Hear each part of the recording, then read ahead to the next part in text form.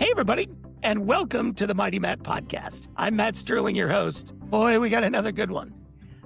To become mighty not only requires great strength, but the support of some incredible people. I met today's guest at my first interview with Time Magazine in 1994. He'd become one of my mentors and lifelong friends. I'm delighted to be joined by former associate publisher of Time, publisher of Sports Illustrated Golf Group, Time Inc. legend, the Whamma Jamma, the man with the plan. He's no mathematician, baby, but he'd sure like to count on you.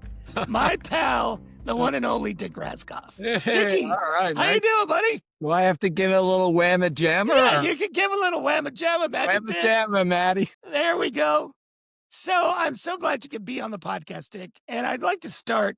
I've always admired your work ethic and integrity. Where did you learn that hard work ethic and, knowing right from wrong? Well, Matt, first of all, thank you for having me. You have a work ethic that is second to none. So Thanks. I appreciate your kind words. I would Absolutely. say long-term influences, my mother and my grandmother and my father to some extent, but I would say the three of them early on, my grandmother and my mother especially, they were always about hard work, Sure.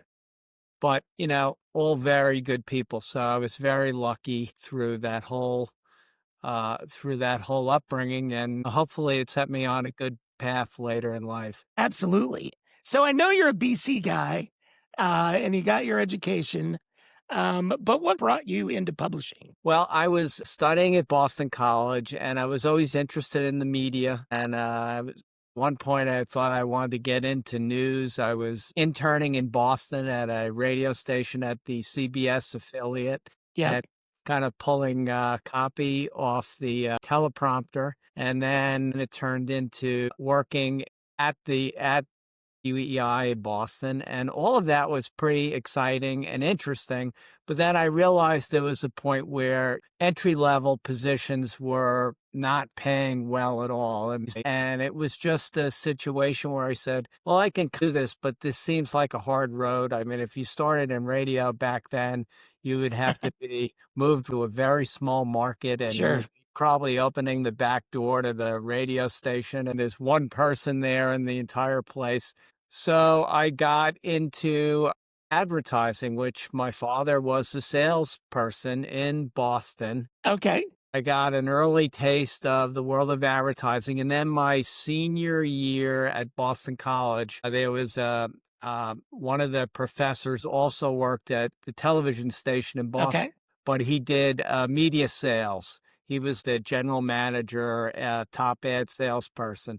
And he taught a great class all about understanding media. And I was always intrigued by the audience sizes of a lot of shows, what made a Sure. show popular, not popular.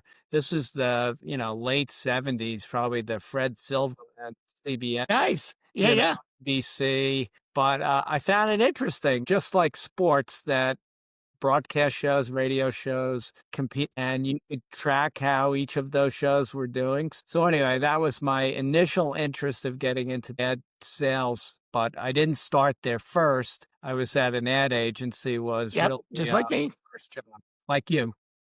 Once you got into publishing, when did you first get recognized as a leader and start managing people? I'm still waiting for that recognition.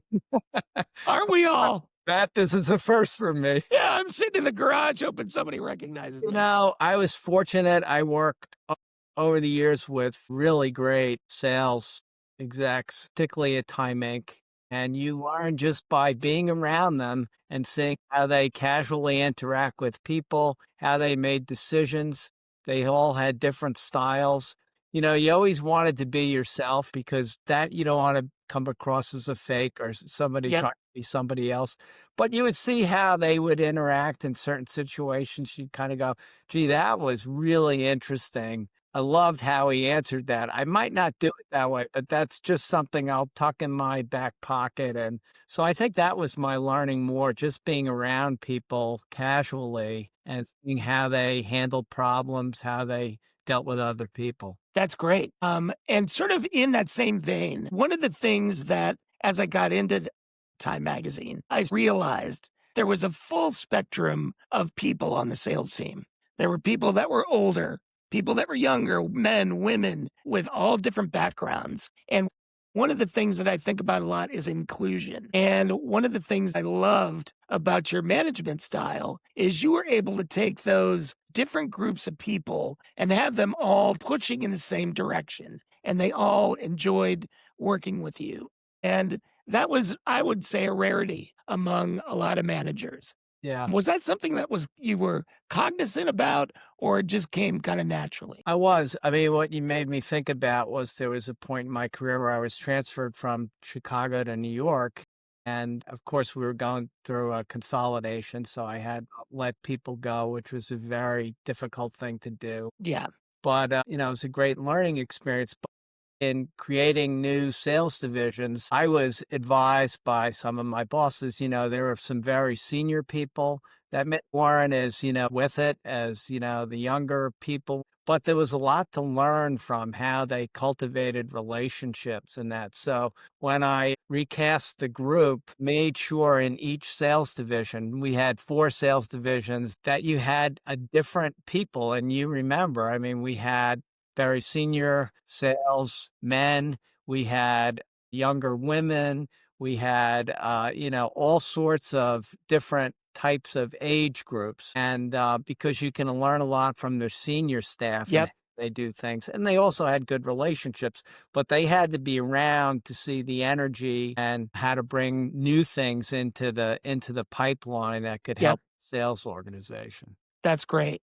The other thing that I remember is that you were on the ground face to face with not only the people working for you, but our clients all the time. And I think in an era of Zoom and conference calls, if you want to talk just a little bit about the importance of being face to face when you're in sales, I think that would resonate well with Yeah. my audience. Again, I had some great influences, people that were all about getting out on the street and making it happen, being around the people. So that was really where you learned all of that. And it was tremendous experience for me. We had even difficult situations where instead of coming out with, here's the canned presentation, literally we had some situations where we weren't getting business. And I just would go in with a notepad and a pen and sit down just like we are now and say, okay, Matt, all right, I'm new here. So you get a break for being a little bit new and Yep. unknowledgeable. It's like,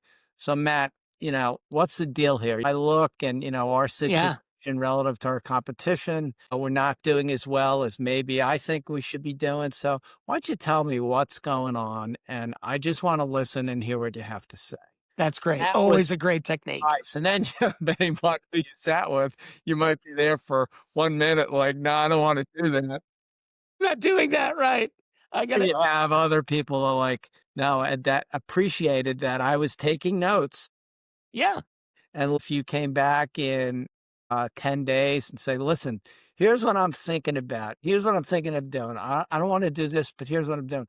And that won over a lot of at least positive vibes so we could continue what we wanted to do to rebuild the organization. Now, I'm going to step back and ask you more of a general question, which is what do you think are the key characteristics of a good salesperson? I would definitely say preparation being number one. And, I was more of always my whole life, the early bird gets the worm, Yeah. but preparation would separate a lot of people, at least even people that weren't fully knowledgeable how to go from A to Z. You did the first 4 or 5 steps and you well prepared, really thought about the situation you're in, the questions you'd have, the things that maybe are at your disposal. That was a great start. Then, as you know, in sales, you get good news, which is great.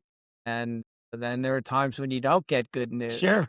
And I think over time, you learn how to embrace both the good and bad situations. And it takes a while. The bad, sometimes you learn a lot more from and say, well, I can't do that, or I have to go and change this into another gear because this is Yep. going to work. But sometimes getting bad news, instead of just dwelling in the bad part of it, there's a lot of learning and why you didn't get a piece of business one year. And then the following year, you go back and you've thought about it differently and you can make it a positive. So I would say embracing good and bad news was always good. And then the last part is, as you know, is you never stop learning because there are situations. I mean, I was in Time Inc. for 32 years, and Wow. after 25, 20 years, you're not going to be going to the seminars on this or that. Right. Oh yeah, he's that older guy upstairs. So you're not getting training. You're not getting Yeah. going to grad school or any of Yeah. that. Yeah. Yeah. It sounds crazy, but there were many a weekend that I would take a few hours and go to the public library in town. I lived in, Westchester County and then up here in Connecticut. Yeah. And I would find new books about, blue ocean, which was all about, finding blue ocean when you're in a competitive environment, when everybody's competing with each other.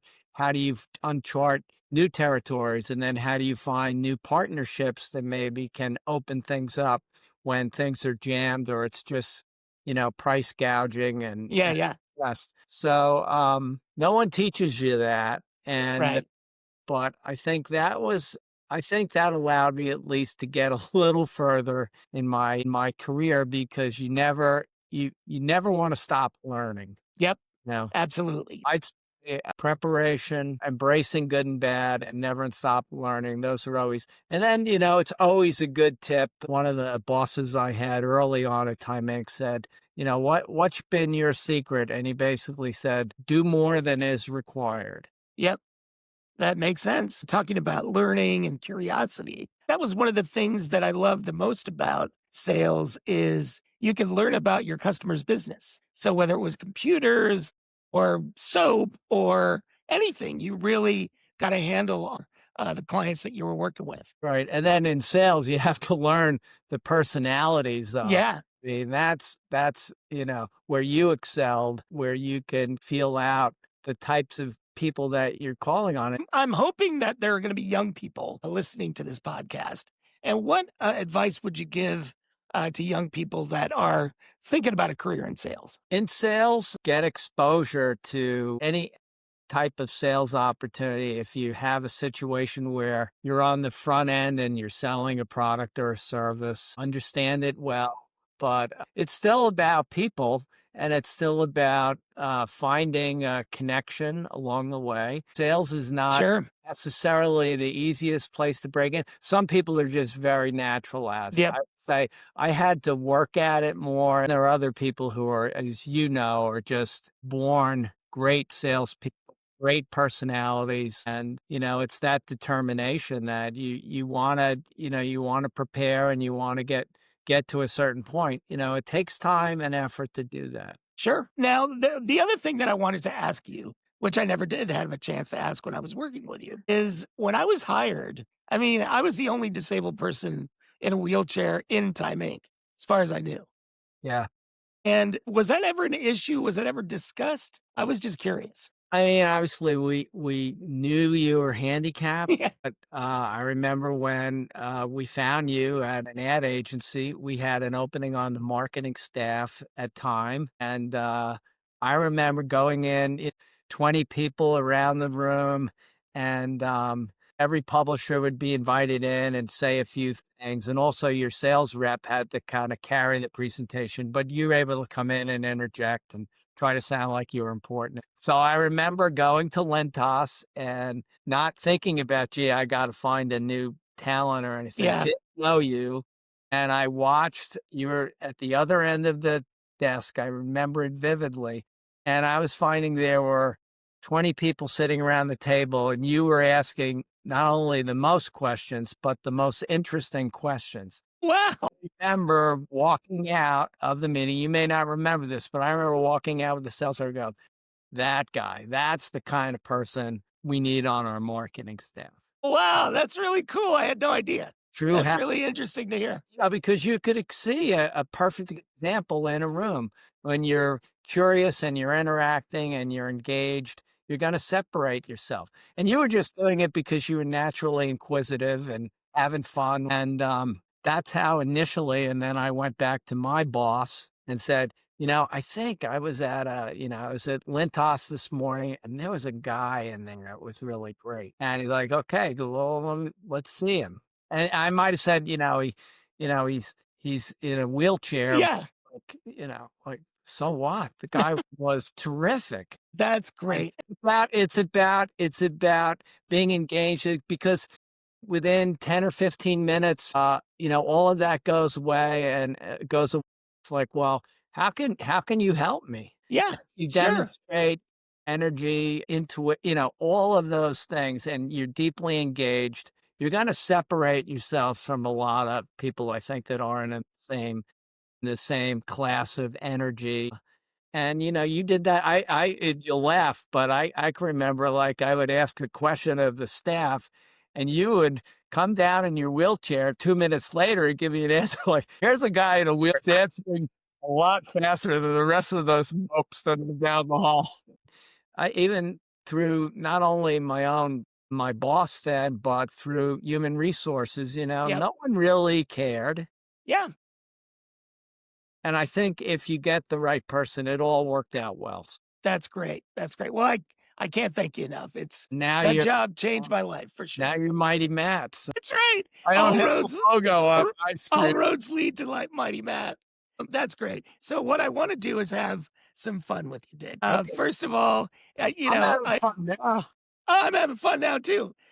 In my book, I mentioned uh, that it was easily the first week of when I was at Time, and you invited me to go see the Rolling Stones. Remember And that. I had no idea that moments later, I'd be sitting in the front row of Giant Stadium watching Mick and the boys blow my hair back with Right. the pyrotechnics. So, and we've, since we've been to a variety of different concerts, but we both love music. You introduced me to the Stones, really. But what was your favorite concert of all time? That was one of the fun ones of going to the Rolling Stones, and we rented a bus, remember, to pick up Yep, I remember that. city to get us out to the Meadowlands. Yeah, I mean, seeing the Rolling Stones in person, if you see that 4 or 5 times. And we used to get, I was also trained at that point by Time Inc. because you remember a lot of media people, agency people, Yep, they were all getting invited to top concerts and sure. in the city. And first time I ever bought concert tickets was in Boston, and my boss said to me, "Well, where'd you buy the seats?" And I'm like, "Well, I'm in section 7." It was my T&E budget. Yeah, right. No, no, you're No, that's never not going to gonna do work. that again. And he was right. He said, because when you go and you're inviting clients, inviting people, one of the currencies is the next day where people said, "Oh, Matt, what did you do?" I said, "I went to the Stones." Like, "Well, where are you sitting?" Yeah, right. "I was sitting 5th row center." "That sounds cool. Those Yeah, sound pretty cool." They get it. See, yep, I didn't understand that. So, and then having you at the concert because you'd bring your music box and we'd yeah. bust going out and having a good time. And yeah, that was one of my fun moments was watching you sitting right next to the stage when Mick Jagger popped up. I think he popped Yeah, up he did. He popped out of on the stage, let stage. me see. I God, that remember was that great. too. But you were always great to have fun and get people engaged, and We had a that's, blast. that's what you wanted to do then. Yeah, for sure. So I close these episodes with a weird question, but I think you'll like it. And that is, if you were cloned and I had two Dick Raskopfs sitting in front of me, what question would I ask to determine the real Dick Raskoff? Boy, well, let's say I'm invited to a party at a friend's house. I'll go in the front door and say hi to everybody. But the first thing that I usually look for is there a dog or an animal? Because if I see a dog Yeah, house, I immediately get down on my knee yeah, how you doing? Let them smell you, let them pet you, and then you look them in the eyes. And that's my real test is how you interact with the dogs in a place. And it's not Yeah, sure. because of course, I love animals. Yep. I would say that would be if I was going to a party and you saw somebody walk in and somebody goes down on one knee because he sees a dog. It's like, oh, he's going over there. He's saying hi to the dog.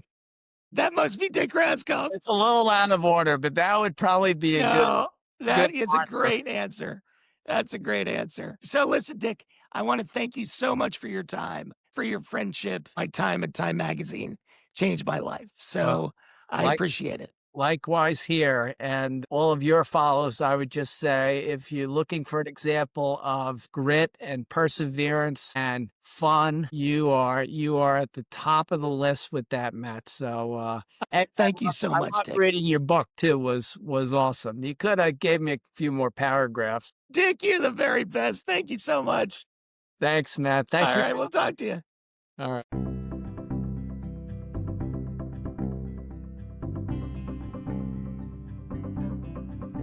I hope you enjoyed that episode, and I hope you'll click like and subscribe so you can meet the mighty.